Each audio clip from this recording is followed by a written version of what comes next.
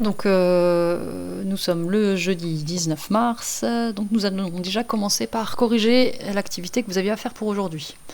Donc j'ai bien téléchargé quasiment le travail de quasiment tout le monde, mais j'ai pas eu le temps de corriger encore, parce que là ça fait un petit peu 4 heures que j'enregistre des vidéos. Donc je regarderai ça après. Je pense vous mettre quand même les notes sur Pronote, comme ça vous pourrez voir un petit peu où vous en êtes. Voilà, donc l'activité, je vous demandais de déterminer des critères de reconnaissance des arthropodes. Donc il y avait plusieurs questions. Donc, tout d'abord, je vous demandais d'annoter les croquis ici et là, grâce au texte ci-dessous. Je vous demandais de remplir à l'aide du texte les 2 cartons. Donc c'était ça les cartons 1, situés au-dessus des croquis. Donc on avait le texte, donc on va le lire. Et enfin, je vous demandais de construire un tableau permettant de comparer ces 2 individus. Donc ça, c'est ce qu'on va noter dans le cours. Donc ce texte, on va compléter le premier schéma, le premier dessin grâce à ce texte, donc le dessin là. Donc on vous disait, parmi l'embranchement des arthropodes, donc on est bien ici dans l'embranchement des arthropodes. On distingue la classe des arachnides et celle des insectes. Ici, nous avions un insecte. Les individus appartenant à cet embranchement sont caractérisés par la présence de pattes articulées. Donc pattes, pod, articulé, arthro. Donc arthropode, pattes articulées. Donc divisées en plusieurs parties. Pour identifier les insectes, il est nécessaire de se référer à certaines parties du corps. Leur corps est divisé en 3 parties. Donc la tête, on l'avait là, le thorax, ici, et l'abdomen, là. Donc tête en 2, thorax en 1, abdomen en 7. La tête et le thorax portent toujours 4 paires d'appendices. Donc 4 paires d'appendices. Donc on a 3 paires de pattes en 4 fixées sur le thorax. Et une paire d'antennes ici fixées sur la tête. Donc les antennes, ce sont les organes sensoriels qui permettent à l'animal de sentir, entre guillemets, donc, ce qui se passe autour de lui. Et puis de communiquer également. Donc les ailes sont présentes chez la plupart des insectes. Hop, ici, donc accrochées aussi au thorax. En général, elles sont au nombre de 4, donc 2 paires. Donc vous allez voir que c'est pas forcément, il n'y en a pas forcément 4. Donc voilà pour la partie sur l'insecte. Maintenant, on va travailler sur la deuxième partie. Donc là, j'ai enlevé la partie du texte sur l'insecte pour avoir suffisamment de place pour pouvoir mettre l'autre schéma, l'autre dessin. Donc on est toujours sur l'embranchement des arthropodes, là il n'y a pas de souci, mais cette fois-ci on va travailler chez les arachnides, donc sur les arachnides, donc la classe des arachnides.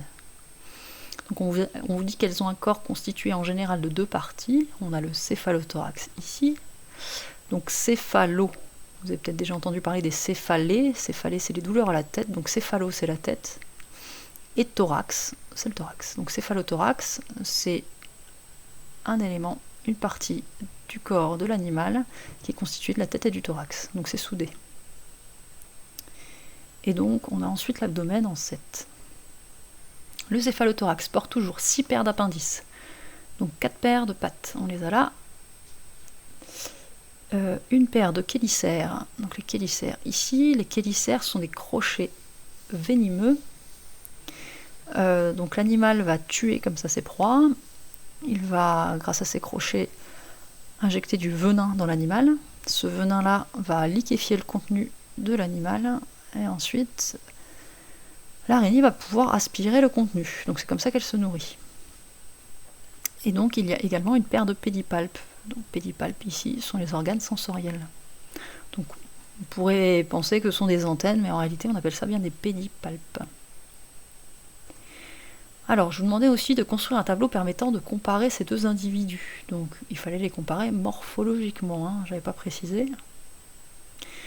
Donc, je vous demande un tableau dans ce genre-là. Donc, un tableau avec les insectes d'un côté, les arachnides de l'autre, et les différents organes de l'animal. Donc, l'insecte, il y a 3 paires de pattes. L'arachnide en a 4 paires. Le corps de l'insecte, il est en 3 parties, tête, thorax, abdomen. L'arachnide en 2 parties, céphalothorax, abdomen. Les ailes, donc l'insecte en a le plus souvent. Vous allez voir que ce n'est pas toujours le cas, mais la majorité du temps il en a. L'arachnide n'en a jamais. Donc vous verrez jamais une araignée avec des ailes. Donc si vous avez un animal à identifier avec des ailes, vous êtes sûr que déjà que ce n'est pas un arachnide. Et autre caractéristique, les insectes ont des antennes. Les arachnides ont des pédipalpes, donc on a dit organes sensoriels, et chélicères pour tuer ses proies et se nourrir. Alors, donc je vous propose de noter dans le cours un petit 2, distinction arachnide-insecte. Donc ça fait suite aux 4 classes d'arthropodes qu'on a vues lundi. Et vous allez tout simplement me renoter ce tableau-là. Voilà, qui vous permet de distinguer les insectes des arachnides. Alors maintenant, on va voir du cours. Donc le cours d'aujourd'hui, on va travailler sur l'utilisation d'une clé d'identification. Donc le travail que je vous demande d'effectuer, c'est déjà de visionner la vidéo qui s'appelle « Utilisation et description de la clé d'identification de la faune du sol ». Donc vous la trouvez, cette vidéo, sur la page YouTube, sur ma page YouTube.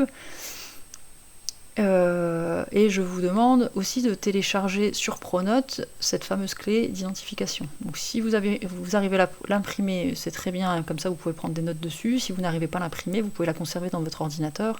Et de toute façon, on fera un TP là-dessus quand on se reverra. Et vous me faites l'activité 5. Donc l'activité 5, c'est un exercice d'application sur l'utilisation de la clé. Donc vous allez voir que vous avez des photos d'animaux. Je vous demande de me retrouver l'ordre, donc vous allez voir avec la vidéo, ça sera peut-être plus clair, hein, et également me décrire la méthodologie, donc comment vous y êtes arrivé. Donc merci à vous et à bientôt.